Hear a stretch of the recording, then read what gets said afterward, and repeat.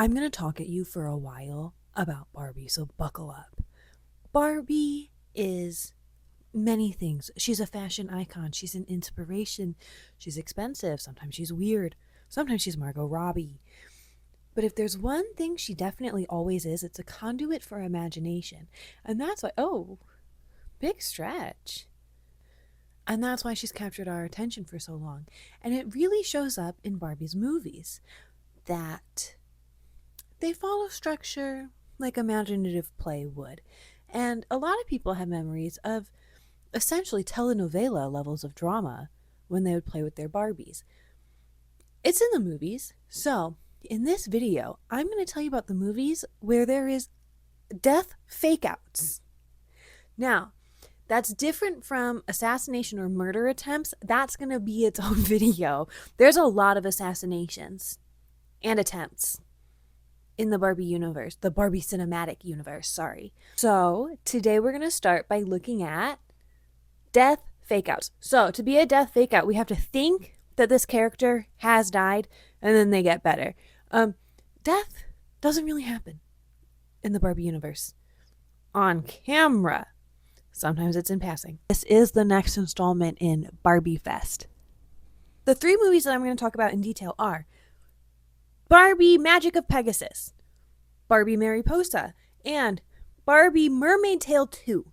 The honorable mentions, so there is a death fake out, but I've put them in a different category, are Swan Lake, Island Princess, Nutcracker, Ponytail Dolphin Magic, Princess Charm School, and Pearl Princess. Before we get any further into the video, let me introduce myself. Hi, I'm Bailey. If you're watching this video, you're probably my friend and I sent it to you, so thank you very much. And if you're not somebody I know in real life, also thank you very much. You're my friend now too. I don't make the rules.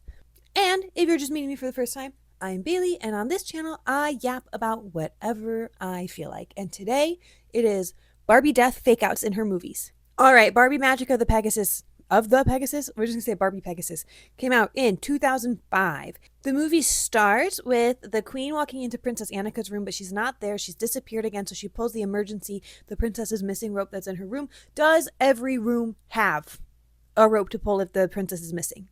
Or is it just her room because she runs off a lot? But Annika had gone to the river to ice skate because today is her birthday. And also she's ice skating because this is the winter movie. We get a lovely ice skating montage. I don't know anything about ice skating to tell you if she's doing a good job or not. But we do unfortunately meet Shiver. I am a #1 Shiver hater. I hate that baby polar bear. I also think that Princess Annika has to be just completely jacked to carry a baby polar bear around so casually. When Annika gets home, she talks to her parents and they are so freaked out that they ban her from ice skating. Don't worry, she immediately sneaks out to go into town to skate and everybody also immediately recognizes her. But she plays it off and they have a good time skating. The townspeople, her outfit is not from the same century at all as her peasants. And we get like a new creepy Tommy mold. His name is Eric. Don't worry, he doesn't come up again. These movies always have like outdated CGI, so I never really believe that they're walking. So ice skating honestly is a good bridge for that, the limitations of the medium. Wenlock shows up and tells Annika that she needs to marry him and she says no. And then her parents show up and they recognize Wenlock and are immediately aggressive. He references a previous daughter and Annika is very confused. Also, he already has 3 wives. I suspect that this is like Sister Wives comp het, where if I just have a bunch of wives, then I don't have to fully commit to any woman because I have 3. Also, the younger model who hasn't been around as long and he doesn't appreciate the 3 that he had, this is Sister Wives. And then Wenlock freezes everybody and tells Annika she can either marry him or join them. It's up to her. She has 3 days to decide. A magic horse, a Pegasus, flying horse, shows up and whisks her away. Also, the Pegasus can talk.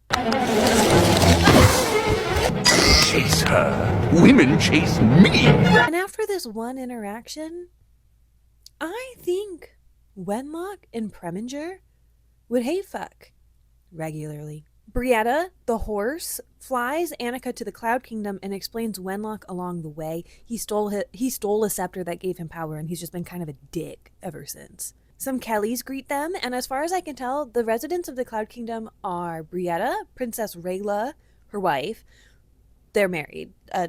Magic Woman and the Talking Horse. They're definitely in a relationship. The 3 Kellys and then a bunch of Pegasi who I don't know if they can talk or not. But I do know that Brietta and Cloud Queen Rayla are an item. They're married, Your Honor. They give Annika a warmer dress and explain to her how Brietta is her sister, that when she was 16, Wenlock showed up and tried to pull the same shit. And instead of freezing everybody, he turned her into a Pegasus because that's what's on their like banners in their country, city, state. I don't know how big this place is or what its name is. And Brietta ran away, and then Annika's parents had another baby and then didn't really age or mention it to Annika that her sister had been turned into a horse, or that she even had a sister. And ever since, they lived in fear of Wenlock. Cloud Queen Rayla, I flubbed that so bad so many times. Cloud Queen Rayla tells Annika that she needs to make the, what's it called, the Wand of Light? Tells her that if she can make the Wand of Light, she can defeat Wenlock. And all she needs is a measure of courage, a ring of love, a gem of ice lit by hope's eternal flame. And Annika has way too much optimism and replies with, "That's only 3 things." That's only 3 things. We can do it. We find out that the Kellys have a job. They paint the sunset. Rayla gives Brietta a little necklace with a bell on it to ring in case she needs help. We're going to put this tally in they're gay pile. And honestly, I feel bad for Brietta because she has become not just Annika's ride, but also fucking Shiver. He's gonna ride on a horse too. Cut to Wenlock planning their wedding, and he's being a huge dick to his 3 wives. Cody, I know that's you. Once they get to the Forbidden Forest, they immediately fall into a trap, and then this hunk, Aiden, shows up, and he's a jerk. This is enemies to lovers, and I actually kind of like enemies to lovers in this one. This is the only one where they start out antagonistic. He's a sassy king. I didn't turn on all my lights. He frees them from the trap, but they almost immediately get captured by an ogre named Ollie, who tries to make soup out of Annika and Shiver and some ginormous vegetables that come at you because this movie came out when 3D movies were super fun. Donuts. Annika uses her wits to get their way out of it, tricks him, and uses the ribbon from her hair that is as long as she is tall to climb out of it. And once they realize, oh my gosh, it's the same height as me, it turns into the scepter part of the Wand of Light. Aiden says that he would help, but he doesn't believe in the Wand of Light. So, see ya. But then Annika convinces him to stay because she needs he's like a metal worker and she needs one of those to actually make the Wand of Light. So I think he also partially stays because he thinks she's hot. They go to a gem seller for advice for how to find the diamond of eternal hope, flame, whatever, the big shiny rock. And he just kind of is a weird skeezy con man and tells them whatever. And then they do end up getting some information that they follow. And then he sells them out to Wenlock and gets turned into a rug or a mat. It's pretty treacherous to get to the mountain where they keep those jewels. And I distinctly remember this scene because this is where I learned the phrase wild goose chase. I think that Don't! it's a wild goose chase. The 2 humans fight about taking shelter in a cave because, you know, the weather's getting really bad, but also they're on a time crunch. And then they decide to pause because, you know, the horse who's been carrying everybody is getting really tired. All right, it's the next day. They have 1 day left. They figure out where the ice gems would be. They get there, and there's runes that say, take what you need, but not from greed. And Aiden reads it. It's in ancient runes. I feel like of the 2 people there, probably royalty would be educated in dead languages. I don't know. I also think Aiden was bullshitting because he looks surprised when it actually works. There's a bunch of like ice ledges and slides that they walk across, and I feel like your horse sister might be too heavy to walk on ice, also too wide. How is this shot even working or happening? Annika!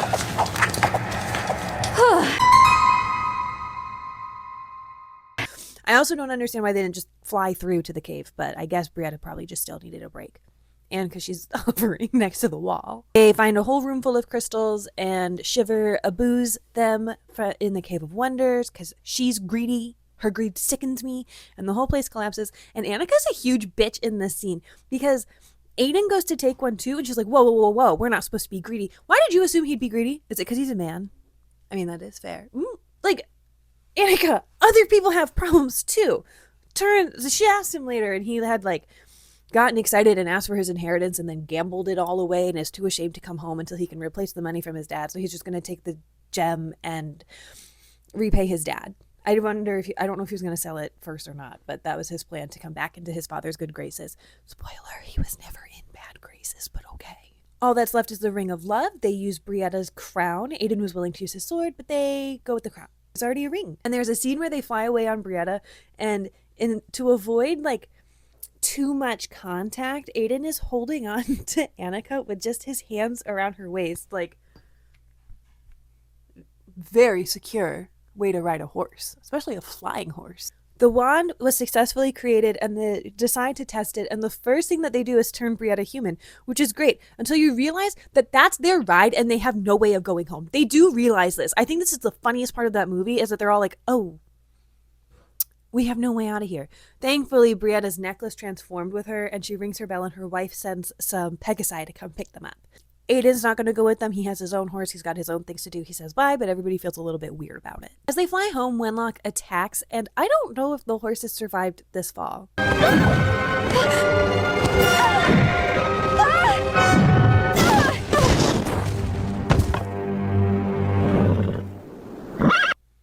That looks like the kind of fall that would break your neck. Brietta is knocked out, and we have death fake out number 1. Brietta! It freaks Annika out so bad that she like tries to use hate and say, destroy Wenlock to the wand, and it doesn't work. Sad. Imagine that. So then she agrees to marry him to save her kingdom, and he says that he doesn't want her anymore, so he just takes the wand of light and then smothers her in some snow and leaves. This is another point in the Wenlock is gay category. Shiver wakes up Brietta. Aiden is suddenly there. Aiden and Shiver dig out Annika,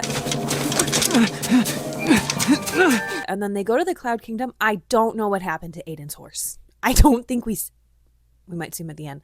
I don't know what happened to Aiden's horse. And then he yearns while she's asleep. This is the other death fake out. Thank you very much, but she does wake up. Please wake up. Please. Once she's awake, she says, you know what, we got to go get that wand. We're going to fly there on some other Pegasi. And the Kellys who paint the sunset take their time to try to give her a little more time, because I guess days work on when the sun sets instead of midnight. Do we see clocks in this movie?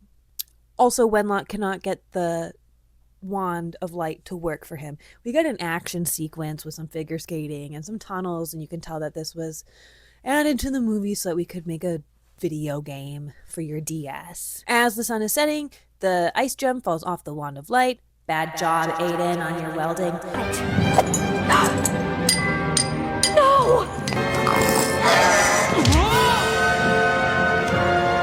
But it's okay because he had his, and they used that. Annika gets it to work and explains that it doesn't work in anger, only in love. Annika did get help from the wives, that they didn't try to stop her because she said, like, I can undo all of his magic, that includes helping you. And breaking the curse also gives her a new outfit somehow, and I don't think this outfit is very weather appropriate, but it does make for a pretty doll. Wenlock's Griffin turns back into a cat. He also turns ugly. His wives turn human again, but I think they could have made them prettier. The castle falls apart. Annika and company fly away. They did offer to take the wives with them, but the wives said they would rather torture Wenlock and leave the slow way. Good for them. Good for her. We should get a Gone Girl movie about those women. Or like a bald husband and a farm in one of the Carolinas, I think, and a bed and breakfast in Utah. Everybody is unfrozen. Brietta gets to reunite with her family. And Aiden goes home to his dad, who has a crazy sounding voice. Aiden. All is forgiven. It's very prodigal son. He introduces his dad to Annika, who is wearing the same outfit as when she defeated Wenlock. So I would like to know what the timeline on this was. Has she showered? Did she just put it back on? How filthy or stinky is her dress? Or because it's magic, does it not get filthy or stinky? And then we end with a lovely scene of Aiden and Annika ice skating, and Brietta and Cloud Queen Rayla and their children are watching the children join. And I choose to believe that Brietta just stays with her wife and her children, and they have a wonderful time. Because what happens to succession if you've been assumed dead for 16 years because you were a horse for that long? Might be closer to 17 because there is a gestational period. Also, how old were the king and queen when they had Brietta? That she could be 16 and then they have another one.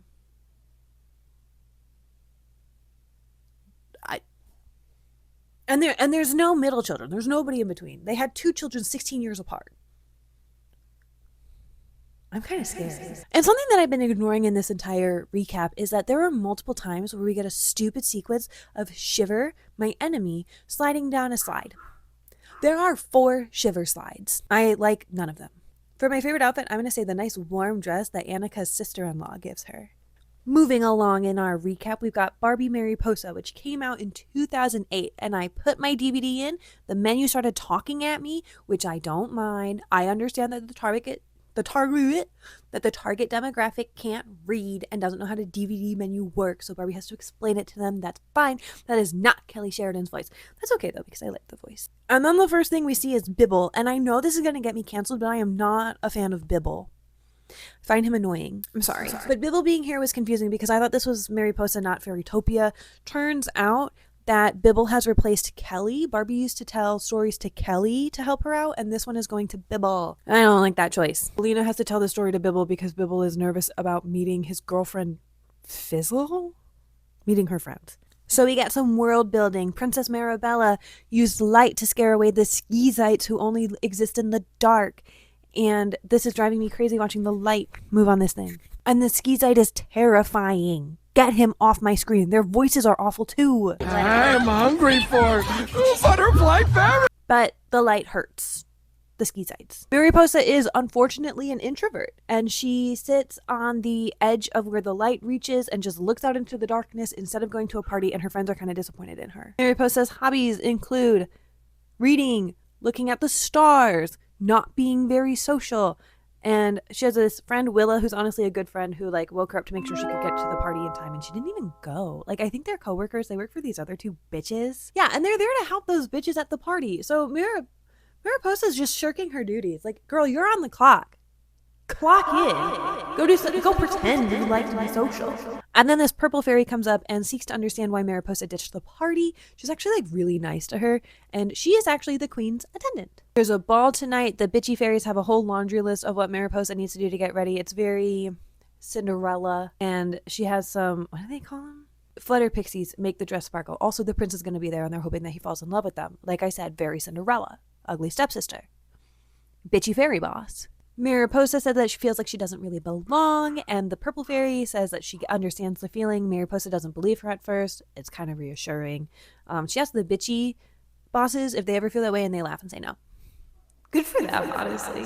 Like, I know at this point we don't like them, but like, damn, they've never felt like they don't belong. That's crazy. And then gasp reveal, the purple fairy is making a potion and laughing evilly. She's gonna poison the queen because she feels she doesn't get the respect she deserves. Oh, okay, and then this is the ball that she doesn't go into but stays nearby because she is still on the clock.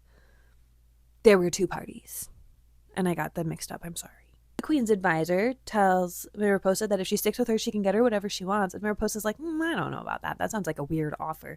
Also, Purple Fairy dropped, her name's Henna. Henna dropped the poison, and Mariposa hands it to her. Your fingerprints are on that now, girlie. She bumps into the prince, and he has a completely different accent from her. It's my absolute favorite. Really? Mine too. And she drops her book. They find out that they're reading the same book, and they also are kind of antisocial and like the same books and like to read. Match made in heaven. Meet cute. He lies about being the prince, though, and says that his name is the same as the character in the book. She clocks that immediately. Not that he's lying. Just that he has the same name as the character in the book. And Prince Carlos, that's his real name, likes that Mariposa's not like other girls. She wants to explore the universe and read and not go to parties. And then Prince Carlos just kind of shows up at her house and says that Lord Gastros, another one of the queen's advisors, horrible name, they did this man dirty, wants the guards to follow him, and that his mom is sick. He thinks she was poisoned, but it's like a poison from like a fairy tale, which means the antidote is also from a fairy tale. But because they read so much, he knows that Mariposa knows about it. Oh, also the lights that keep the Skeezites away are tied to Queen Marabella, and as long as she's alive, the lights are still on. So The prince thinks that they have 2 days until she dies and the lights go out. So that is their timeline, because if the lights go out, they're all going to get eaten by the Skeezites. The bitchy bosses decide to throw a get well soon Marabella party. Okay, they have to party. The prince is caught by his guards. Marabella talks out loud about a map to the antidote, and the bitchy bosses decide that they're going to come with her. Well, no, okay, they're going to go, and Mariposa's going to come as their assistant, and because the prince will be so grateful, he'll marry one of them as a reward. Realistic. At this point, Bibble interrupts. He's rude as hell, we know this, and Alina asks him if he thinks they were right to go, and I swear to God, he says Scooby-Doo. Like, I'm only telling you about this interjection to tell you that I think he said Scooby-Doo. Oh, Scooby-Doo. You're right. Willa gets back to work. Remember, that's Mariposa's friend, and everybody's gone. Poor thing. Left behind. The rapture. For whatever reason, keeping Carlos safe means putting him in a jail cell, and Lord Gastros won't let him out no matter how hard he tries. The bitchy bosses are getting scared of the dark, and also there's Skeezites around. They realize that Skeezites rely mostly on smell because they have bad vision, so they carry flowers to mask their scent. Very Walking Dead, if you will. I think I would throw up filming that if I was a cast member on The Walking Dead. And then, or even just like getting into costume. And then, you know, they drop the map. A Skeezite eats it. There's an action sequence. Mariposa tries to remember what she can from the map and also uses the stars to help. Because remember, she's not like other girls. She looks at the sky at night. They get away. We see back home that the lights are turning off. Back to Henna in home. I forgot what their country's called. It's more of a city than a country. But honestly, most of these fantasy lands are more of cities than countries. Henna gaslights, manipulates Lord Gastros, and then poisons the queen again, and Willa sees it because she was looking for Carlos to tell him something. She was looking for Carlos because Mariposa said to talk to him, so she sees it happen. Willa does successfully release Carlos, and they confer, and she tells him that she saw Henna poisoning his mother. We meet this bunny fairy named Zinzi, and it can talk. They bribe Zinzi with Fluttercorn to have her take them to the center of, not the Forbidden Forest, sorry, the Bewilderment. Oh wait, that was the last movie. The Bewilderment is the wilds that they're in outside of their town. They ask some mermaids for help, and the mermaids don't want to help unless they can get something out of it. So they eat, they wanted like shells or something. So they eat a flower to be able to breathe underwater, and Bibble is pissed that theirs taste good because his did not in Mermaidia. Maybe it's what you deserve, Bibble. Also, these mermaids have Valley Girl accents, which feels like the only time that they've gone for a dumb, stupid girl in a Barbie movie. Find the mermaids. Actually, looks like we found you. Which is a weird choice, for sure. So I guess if you're a mermaid, if you're in Mermaidia, if you're a mermaid in a fairy world, you can be stupid or a bitch. Take your pick. Okay, so these bitchy mermaids want conkle shells, which the baby mermaids use the conkle shells as pillows, and they sleep on them, and if they wake up, they scream, and it attracts the sea beast. We get an Indiana Jones style pillow swap, which works pretty well until it tickles one of the mermaids' noses, and then it wakes them up, and then the sea beast appears and chases them while they beg the mermaids to help. Somehow the sea beast is the least scary animal here, and yes, I am including Bibble in that list. And then finally the mermaids agree to help because the conkle shells are really pretty. And we have the second time in this movie where they get away from an animal going through a hole that the animal's just too big to go through. We find out that Henna is working with the Skeezites, and also she's like mean to them and somehow keeps light in her pocket so that she can abuse them. Oh, sorry, it's not in her pocket, it's in her purse. The antidote is in the Cave of Reflection, and at this point, the bitches are less bitchy, but I don't remember their names, and I'm not entirely sure if I wrote them down. I have watched this movie a bunch of times today to try to, like, refresh myself on it, and I cannot remember their names. We got pink and we got blue.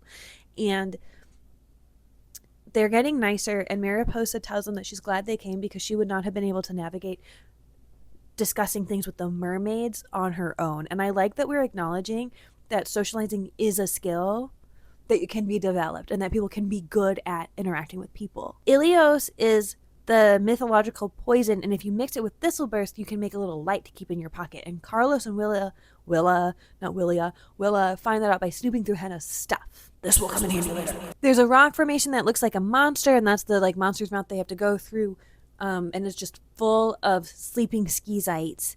And when they sleep, they look so weird. And they kind of look like the 3D sonograms of babies.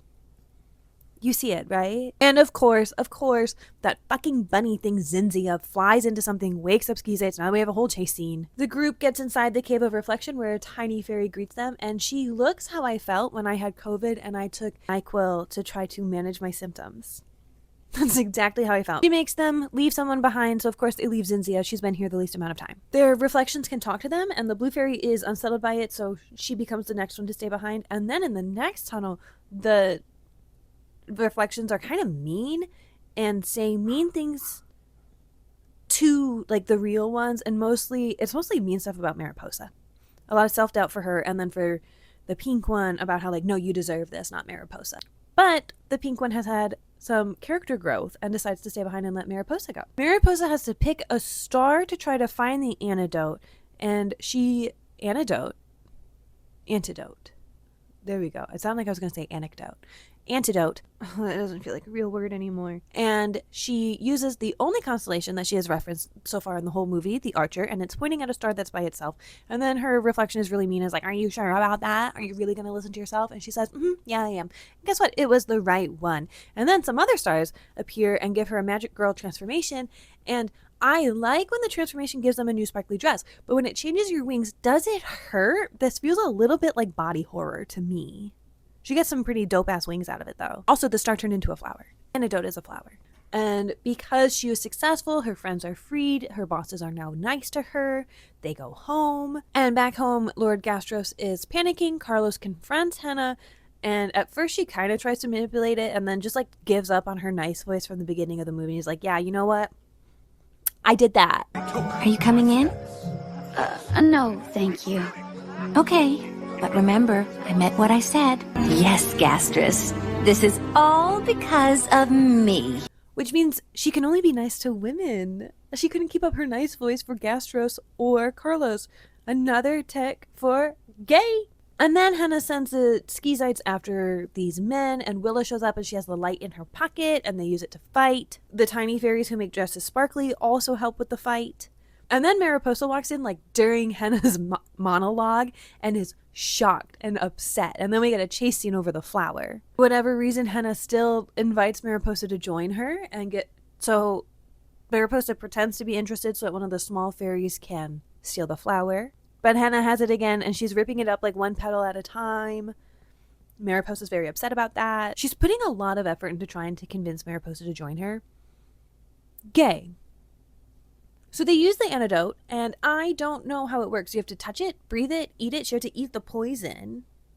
Do they make tea out of it? Touch it? But whatever, it works, and the lights turn back on. And they have that moment where it's not going to work. The lights are dimming. We're going to get eaten by the Skizites. Fake out. She's fine. Like, poof.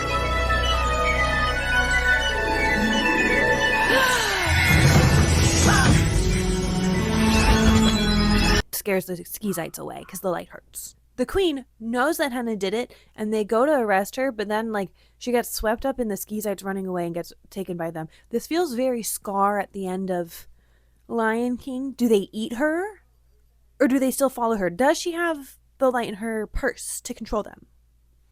I don't know. We may never know.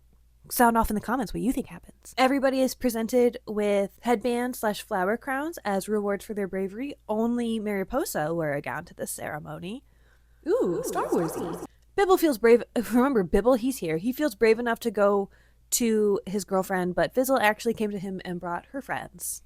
So accommodating. You shouldn't do things like that for Bibble. And her friends are the little fairies from the movie. The best dress, I think, would have to go to Willa. That's the best outfit. Something I think is really interesting about this movie is the way that it kind of redeems people. Like, I think it's very interesting that the villain is not just full mean all the time. She is nice to Mariposa. And I know it's to make the betrayal feel worse, but normally you don't get a villain like just being genuine and kind and giving advice to somebody who needs it without, like, who's to say that there's not a self-serving aspect to it? But Mariposa's not particularly popular. She doesn't really go to anything. I don't think she really had that much to gain by befriending Mariposa, but she continues to try to do so throughout the movie, which is really interesting. Also, that her bitchy bosses get a redemption arc. They start really mean, and over time, just they get character growth, character development. And I feel like usually, because they're not the big bad, they're just like the menacing small bad. Normally, I don't think their redemptions are quite like that. I suppose there's Delancey in Princess Charm School, but I like that they were given opportunity to grow, and that the pink one actually says, like, no, you're wrong. I trust Mariposa, you should go. So that's great. I liked this movie. On to the next one. Last movie to talk about is Mermaid Tale 2 from 2011, and I'm not going to recap the first movie for you. I don't remember what category I put Mermaid Tale in. I have nothing to send you towards. Watch the movie, I guess. Pirate it. It's fine. Who cares? They're on TikTok, for God's sake. This movie starts 1 year after the last movie. Leah, short for Merlia, is surfing in a new swimsuit from the last movie. I apparently can't decide how I want to hold Green Baby to use her as my mic stand. Oh, I forgot to tell about her outfit. I don't really have good Barbie outfits, so I figured, like, 80s workout. There's pink. This is Courtney's outfit. All right. I feel like I should take this off. Leah really only has one competitor on the waves. Her name is Kylie. And based on the TikToks that I watched about surfing before the Olympics, Kylie is being super rude that if you can tell somebody has the wave, you don't cut them off. That's just like unsportsmanlike. And also, this is the longest lasting wave ever. I think this Barbie is chill about weed because her grandpa definitely smokes it. Whoa! I think she's tried it once or twice with friends and decided it's not really for her because she likes being clear-headed while she surfs. Merlia and her two friends and also her enemy Kylie are going to go to this big competition in Australia. It's like the World Cup or something. And Merlia won this event. Kylie's pissed about it. She gets like a brand endorsement. I will say it's a little bit unfair. She has a biological advantage because she can breathe underwater because she's half mermaid. And Merlia goes to tell her mom about her meet, where she learns that there's like an ancient city called Aqualia, and it's in New Zealand. And every 20 years, the ruler of the mermaid people, I don't remember the name of their country, but a royal has to like sit on a throne while there's these like stones and the noon sun goes into it, and then she can make the Marilia. And there's a chant you say while you sit in the throne. And when her mom did it, it transformed her tail, so she's not going to ask Marilia to do it because she doesn't know if it's going to take away her ability to have legs. Will it take away her legs? Merlia is like, sorry, I actually have a surf meet that day. It's like the championships. And her mom's like, well, then you can't go to that. You have to go to this. And that feels a little bit unfair because Merlia has lived her whole life as a human. She knows more about her human rituals than her mermaid heritage. So of course she's going to prioritize that. Also, who the hell is her mermaid mom to show up after all these years and try to raise her? Her stoner grandpa raised her. I think he should get to weigh in on which one she goes to. That's her parent. But mom tells Merlia that true worth isn't measured in comparison to others. Merlia's not here to hear it, though. They get in a fight. She leaves. And it sure is a good thing everybody can afford to travel to Australia. Leah wipes out and gets second, and then still gets all the attention from like this big brand that's at the swim meet, and it pisses Kylie off. And you know what? It would piss me off too. Oh my gosh, it's kind of like that scene in Soul Surfer. Is that how it happens? Or if any surfer somehow watches this, can you let me know if like reps of brands just come up to you and say, hey, we'd love to get some pictures of you in our swimsuits. But Leah has to do a photo shoot at tonight's luau. Kylie, of course, feels desperate and chases after that woman to try to get a brand deal, and it doesn't work. Merlia's mom gets to the temple, this like old castle. Remember we talked about it? And there's other ambassadors of other merfolk there. And she won't just go to Merlia and talk to her and thinks Merlia should come to her. I think the luau looks fun. At the photo shoot, she's told to take her necklace off because she can only wear branded items, so she puts it in her sweatshirt pocket and gives it to her stupid friend who's going to town on that goop. I don't even know if it's animated to look accurate, but that is some 5-star goo. I do feel like shirts should be required at this party, though. Maybe I'm a prude. The evil gay fish talks to Kylie and explains to her that Merlia has a biological advantage. Go steal her necklace. I can show you how it works and turn you into a mermaid. And she does it. And then gay evil fish. See, gays can be evil too. Oh, wait, that's 2 evil gays in a row. Okay, so we had the couple in Pegasus. Oh, but Wenlock. So we have one good, one evil. We have an evil gay I don't really know where... No, I do know where Mariposa stands. That's Mariposa and her fairy friends, or whatever the second one is called. Okay, so we have a good gay and an evil gay. Evil gay fish. And you know, I do think Kylie and Leah are gay. Okay, so it evens out. Gays can be evil or good. And then the evil gay fish takes her to where Eris is trapped in like a whirlpool of orange and pushes her into it so that Eris can get out, and then they just leave her there. Leah and her friends are looking for her necklace, but it's too dark to see anything. And then Leah says that the ocean feels wrong. It just has bad energy. That's me when I get in the shower and it's not warm enough yet. The water has bad energy. The sea lion that I haven't mentioned before gets their attention and explains what happened by playing charades. Leah, remember, she can breathe underwater because of her biological advantage. So she just goes with the sea lion and they find where Kylie is and they rescue her. But in doing so, Leah gets trapped in the whirlpool things and then Kylie helps rescue her. When they get her out, the whirlpool thing explodes and Kylie says that there was an evil looking mermaid. And Leah's like, oh fuck, Eris is back. That's hilarious. That is actually hilarious. Kylie takes the necklace. She's like, oh, this is your necklace. I'll give it back to you, Leah. Sorry for taking it. I've learned my lesson. And turns back into a human and almost immediately drowns. This is not the death fake out that got on the list, but I'm going to count it. This is fake out number 1. So she wears the necklace and she's a more powerful swimmer with a tail. So she's just going to help Leah along and they're going to hold hands to get places. Oh, sorry. I'll drive, you navigate. Perfect. Eris and evil gay fish encounter some big scary fish. I think they're electric that are blocking her way. So she makes them makes their worst fear real and makes one of them tiny. So then they listen to whatever she says. Leah's mom is prepping for the ceremony when Eris and her posse show up. And I don't think water temp or pressure matters in this world because I don't think those deep sea fish will be able to be up here. And I also don't think these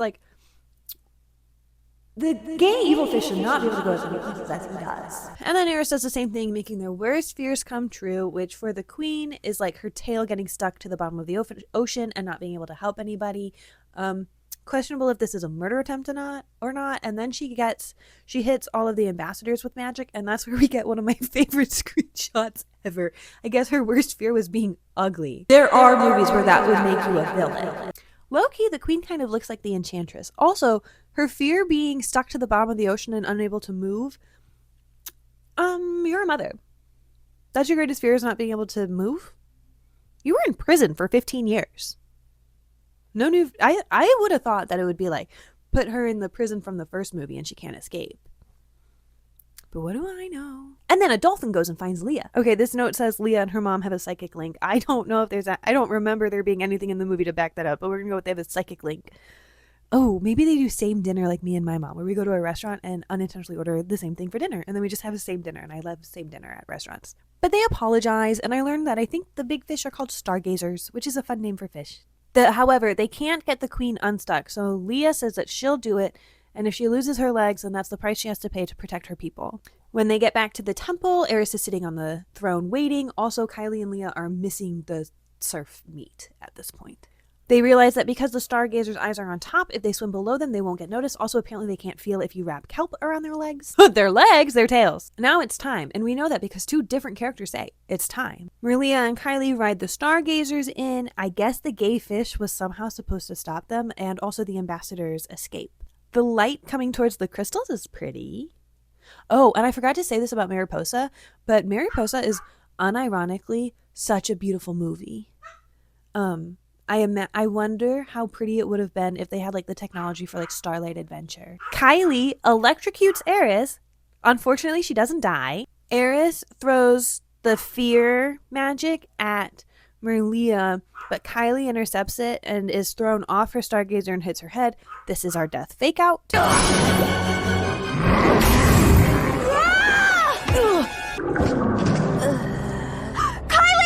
The stargazer that Eris made small bites Eris. Because Merlia doesn't have a tail when she sits on the throne, the ceremony doesn't work. So Kylie revives and gives Merlia the necklace and then starts drowning again.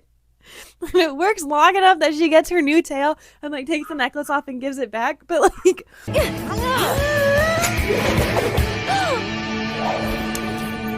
I wish to become a mermaid. No! we have almost killed Kylie do you count the whirlpool? We will. 4 times now. But keep your fucking necklace on. Nobody could have like swam her up. You all had to be here. Eris's magic rebounds into herself, and now she's trapped in her worst fear. The good news is, though, that Leah's new magic undoes Eris's, and her mom is free now. There's kind of a weird scene where the tiny stargazer accepts himself in his new size and then is made big and is disappointed. Can we turn him little again? I think he liked it. Oh well. Leah takes her necklace off and puts it on Kylie, so thank God Kylie didn't die. But she is still a mermaid. Kylie!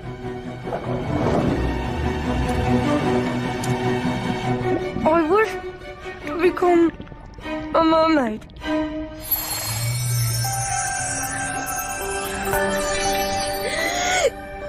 The ambassadors take care of human-legged Eris, and we don't really know what that means. Do you think they tortured her? They head back to the surf competition, and Leah's kind of grappling with not being a human anymore. I mean, she doesn't get to live with her grandpa now, smoke weed with her grandpa. And they tell Kylie that she can keep the necklace because Leah doesn't need to turn into a mermaid. She is one. And then she wishes she could go surf. And guess what? She has human legs. So she's just actually more powerful. Maybe she absorbed the necklace because she was wearing it on the throne, absorbed its power. And it works because the transformation makes you your fullest self. And Leah is both fully mermaid and fully human, not half of each, so she gets to be both. And this feels like a metaphor for bisexuality. A sofa couch is still a sofa couch. A sofa couch, regardless of if she's a mermaid or a human in that moment, she is still both a human and a mermaid. Are you seeing what I'm saying? Also, she's dating Kylie. I saw them kiss. It happened when they got back from the surf competition. Another point for gay. They surf on the same wave, this time without fighting, and when Merlia like touches the wall of the wave, it makes Marilia, and she fucking loves it. It feels great. So she tells Kylie, like, dude, go do your trick. I don't really care about this anymore. And just kind of like sits on her board and touches the water and makes Marilia. And she looks high. So she just like scratched and said, yeah, you go win. Whatever, I don't really care. But what's happening with Maria Summer? It's almost like she's playing in the wave. I've never seen anything like it. Kylie wins the whole competition, but realized that being part of something big and part of a team was better. She liked it better. So she shares her trophy with Merlia. Another point for gay. And the dumb friend, I think her name is Hadley. She's a stoner. That's why she went so ham at the party. That's why everything confuses her. She surfs, but we never really hear about her competing or winning. And she always has like a joke or non sequitur to say. That woman is zooted for this entire movie. And as far as like best look, I'm going to go with Mermaid Kylie. There's not really a ton to choose from in this one. Also, a fun fact for you is that because this movie came out in 2011, there's so much tribal print. It's so of its time. I love it. Okay, let's wrap up these thoughts. So, I liked all 3 of these movies. If I had to rank them, I think first place is tied between Mermaid Tale and Pegasus. Pegasus has nostalgia. The other 2 don't. I'm pretty sure I rented Mariposa as a kid and then didn't like it, so I never watched it again.